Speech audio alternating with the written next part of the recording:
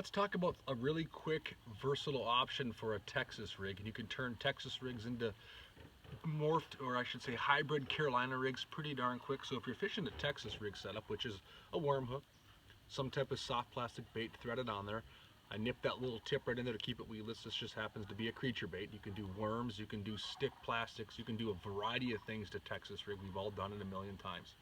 And a quick way to make this a little more versatile is I carry a series of just crimp-on cheap water gremlin bullet weights. I got a pile of these in the boat in all different weights and sizes. You can start by just crimping it the obvious way. You crimp it right there on the nose of the bait. Now you added some weight to flip into cover, to flip around weeds, to flip around docks. It's going to drop a little faster if you want more of that feel. And then the versatility of this is just to take that bullet weight, slide it to whatever length you want, tighten it down again.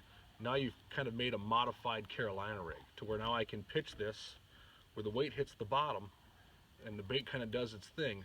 I found that on more negative days, or fish that aren't exactly just crushing the bait, or if I'm trying to cover more expansive structure, I will switch to a setup more like this, to where I can make longer casts, drag it over more prominent pieces of structure, rock piles, flats, long extensive main lake underwater points, and get more of a bite out of those fish. So an easy way just to use a crimp-on bullet weight, very inexpensive.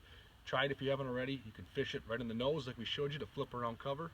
Slide it all the way up. Now you got an option to kind of just give it more of an extended cast.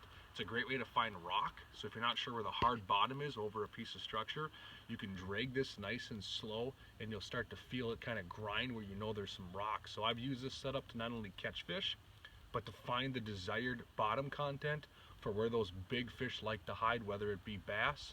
You can downsize and play this in different scenarios for walleye.